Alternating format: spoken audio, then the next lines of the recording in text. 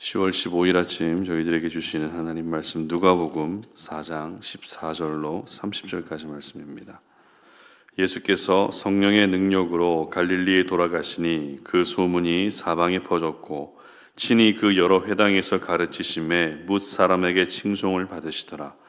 예수께서 그 자라나신 곳 나사렛에 이르사 안식일에 늘 하시던 대로 회당에 들어가사 성경을 읽으려고 서심해 선지자 이사야의 글을 들이거늘 책을 펴서 이렇게 기록된 데를 찾으시니 곧 주의 성령이 내게 임하셨으니 이는 가난한 자에게 복음을 전하게 하시려고 내게 기름을 부으시고 나를 보내사 포로된 자에게 자유를 눈먼 자에게 다시 보게 함을 전파하며 눌린 자를 자유롭게 하고 주의 은혜의 해를 전파하게 하려 하심이라 하였더라. 책을 덮어 그 맡은 자에게 주시고 앉으시니 회당에 있는 자들이 다 주목하여 보더라. 이에 예수께서 그들에게 말씀하시되 이 글이 오늘 너희 귀에 응하였느니라 하시니 그들이 다 그를 증언하고 그 입으로 나오는 바 은혜로운 말을 놀랍게 여겨 이르되 이 사람이 요셉의 아들이 아니냐. 예수께서 그들에게 이르시되 너희가 반드시 의사야 너 자신을 고치라 하는 속담을 인용하여 내게 말하기를 우리가 들은 바 가버나움에서 행한 일을 내 고향 여기서도 행하라 하리라.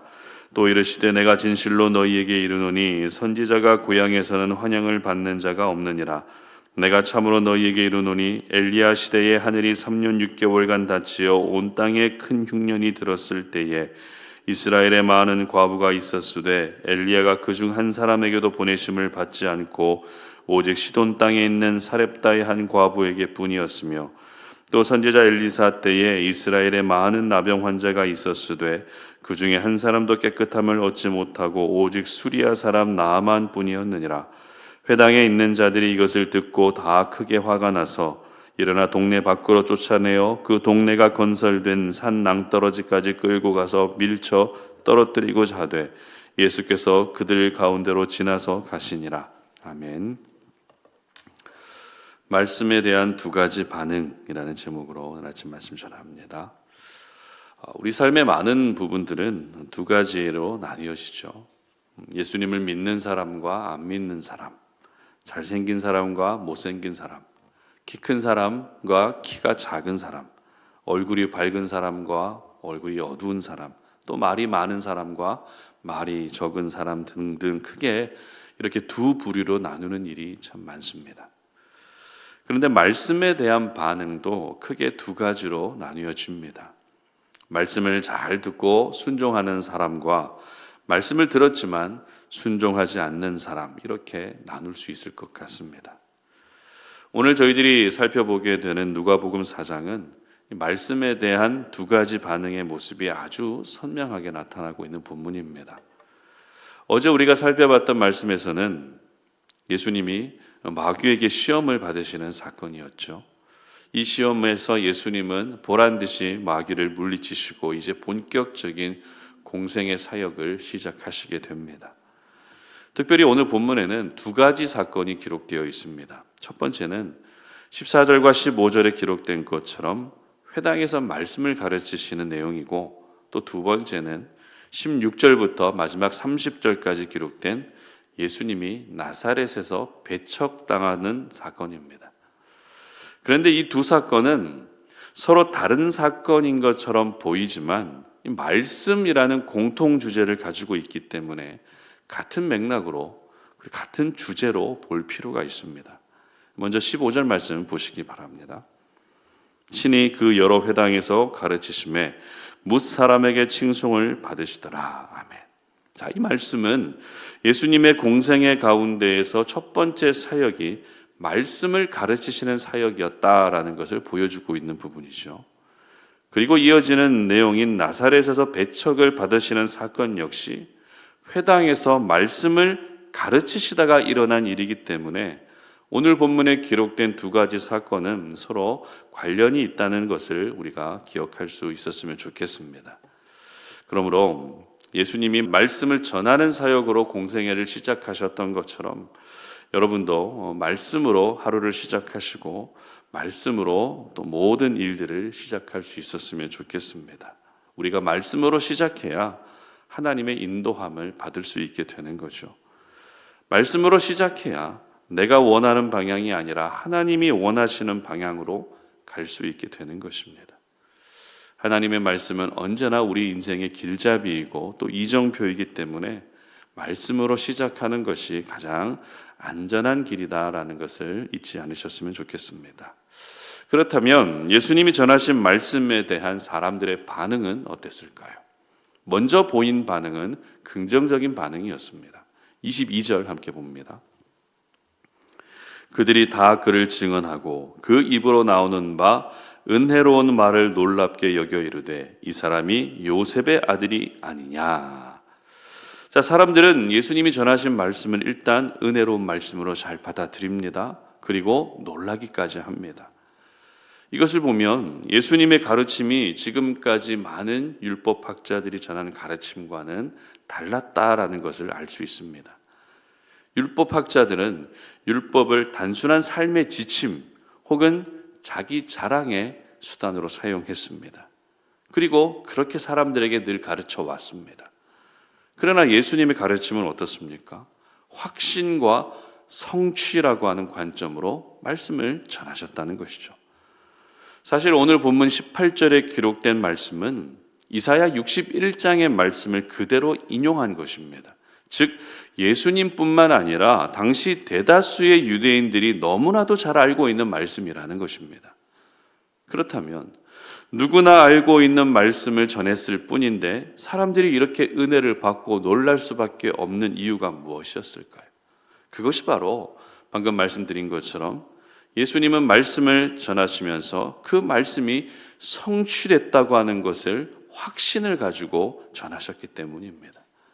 21절 말씀이 이것을 뒷받침해 주고 있는데요. 함께 읽어봅니다. 이에 예수께서 그들에게 말씀하시되 이 글이 오늘 너희 귀에 응하였느니라 하시니 아멘. 그렇습니다. 말씀에는 능력이 있습니다. 말씀은 하나님 그 자체이고 예수님이 말씀이 육신이 되어 오신 분입니다. 그러므로 하나님의 말씀이 내 삶 가운데 반드시 이루어지게 될 것을 여러분도 확신하며 오늘을 살 수 있었으면 좋겠습니다. 말씀은 단순한 지식과 정보, 삶의 지침을 뛰어넘는 진리와 생명이라는 것을 절대 잊지 않으셨으면 좋겠습니다. 그래도 예수님이 전하신 말씀 앞에 사람들이 보였던 첫 번째 반응은 긍정적이고 좋은 반응이었는데요. 심지어 앞서 읽었던 15절의 기록을 보게 되면 사람들로부터 칭송을 받을 정도로 말씀에 대한 사람들의 반응은 굉장히 건강한 반응이었습니다. 그러나 28절과 29절 함께 읽어봅니다. 회당에 있는 자들이 이것을 듣고 다 크게 화가 나서 일어나 동네 밖으로 쫓아내어 그 동네가 건설된 산 낭떠러지까지 끌고 가서 밀쳐 떨어뜨리고자 하되.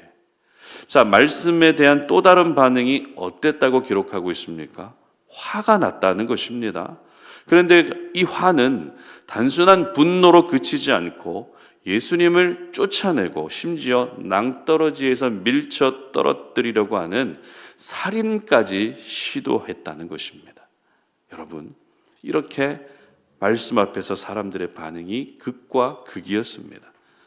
같은 하나님의 말씀을 들었어도 은혜로운 말씀으로 받아들이는 사람이 있는 반면에 화를 내며 예수님을 죽이려는 시도까지 하는 사람들이 있었다는 것입니다. 그런데 놀라운 것은 오늘의 이 사건은 모두가 한 공간 안에서 일어난 사건이라는 것입니다. 이게 무슨 말인가 하면 예수님이 전하신 말씀을 들은 사람들이 누구인지 특정하고 있지는 않지만 같은 공간 안에서 일어난 사건이었다는 것을 참고할 때 은혜로운 말씀으로 받아들인 사람과 말씀을 듣고 화를 낸 사람들이 같은 사람일 가능성이 크다는 것입니다. 어떻게 그럴 수 있는가라는 그런 의심이 들 수 있지만 사실 말씀 앞에 두 가지 반응을 보이는 것이 낯설지가 않습니다. 왜냐하면 우리의 모습이 바로 그럴 때가 있기 때문이죠. 내가 좋아하는 말씀 앞에서는 은혜로운 말씀으로 놀라며 받아들입니다. 아, 하나님이 내게 이런 말씀을 주셨구나. 그래, 이 말씀 붙들고 살아가면 되겠구나. 굉장히 감동을 받고 은혜로 여깁니다. 그러나 찔리는 말씀 앞에서는 전혀 반응하지 않는 모습이 오늘 본문에 회당 안에 있던 사람들과 크게 다르지 않다는 것입니다. 여러분, 우리가 말씀 앞에서 보여야 될 반응은 오직 한 가지 반응입니다. 아멘으로 화답하며 삶을 결단하는 것. 이것이 바로 말씀 앞에 보여야 될 유일한 반응인 것입니다. 그러므로 좋아하는 말씀에만 우리가 아멘할 것이 아니라 모든 말씀에 아멘으로 반응하셔서 말씀의 능력이 저와 여러분의 삶 가운데 항상 경험될 수 있었으면 좋겠습니다. 마지막으로 24절 말씀 한번 읽어봅니다. 또 이르시되 내가 진실로 너희에게 이르노니 선지자가 고향에서 환영을 받는 자가 없느니라. 아멘. 자, 이 말씀은 예수님이 전하신 말씀을 듣고 사람들이 받아들이지 않았다는 것을 보여주는 말씀이죠. 예수님은 실제 구약 성경의 사례를 들어서 엘리야 시대의 많은 과부들 가운데에서 시돈 땅의 한 과부에게만 섬김을 받았고 또 그 과부에게만 은혜가 임했다는 것을 말씀합니다.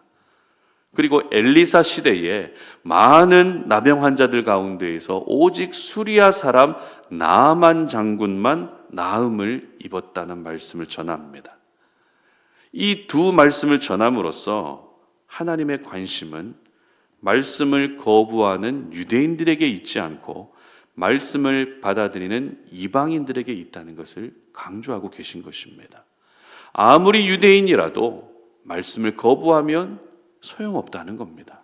그러나 이방인이라 할지라도 말씀을 받아들이면 능력이, 역사가 나타나게 된다는 것입니다. 그렇습니다. 배경과 출신이 중요한 것이 아니라 말씀 앞에 건강한 반응을 보이는 것이 더 중요합니다. 아무리 배경이 화려해도 말씀을 듣고 오히려 화를 낸다면 오늘 예수님을 죽이려 했던 사람들과 크게 다르지 않지만 아무런 배경이 없어도 내세우고 자랑할 것 하나도 없어도 그저 말씀을 듣고 순종하면 그 사람의 인생에는 기적이 일어나게 되는 것입니다. 그러므로 오늘 이 말씀을 통해서 나는 과연 하나님 앞에서 어떤 반응을, 그 하나님의 거룩한 말씀 앞에서 어떤 반응을 보이며 살아가고 있는지를 한번 여러분 자신의 모습을 돌아볼 수 있었으면 좋겠습니다. 그래서 혹시라도 지금까지는 말씀 앞에 건강한 반응을 보이지 못했다면 이제라도 말씀 앞에 건강한 반응을 보일 수 있었으면 좋겠습니다. 그리고 배경에 생명이 있는 것이 아니라 순종의 생명이 있다는 것을 잊지 마시고 매일의 삶 속에서 순종을 통한 말씀의 능력을 경험하는 저와 여러분 되시기를 주님의 이름으로 축복합니다. 함께 기도하겠습니다. 하나님 감사합니다. 오늘 우리가 주님 앞에 나왔습니다. 이 새벽을 깨우고 주님께서 말씀을 가르치시는 사역으로 공생애를 시작하셨던 것처럼 저희들 역시 말씀을 통해 오늘 이 하루를 시작하고자 합니다. 하나님, 말씀으로 이 하루를 시작하되 말씀 앞에 무엇보다 건강한 반응을 보일 수 있는 저희들 되게 하여 주시옵소서. 말씀을 골라서 듣는, 말씀을 골라서 읽는, 말씀을 골라서 받아들이는 저희들 되지 않게 하시고 모든 말씀이 진리이며 생명임을 기억하며 항상 아멘으로 순종할 수 있는 저희들 되게 하여 주시옵소서. 그래서 말씀을 따라간 그 사람의 인생 가운데 놀라운 기적이 일어난다는 것을 경험하는 저희들 되게 하여 주시옵소서. 예수님의 이름으로 기도드립니다. 아멘.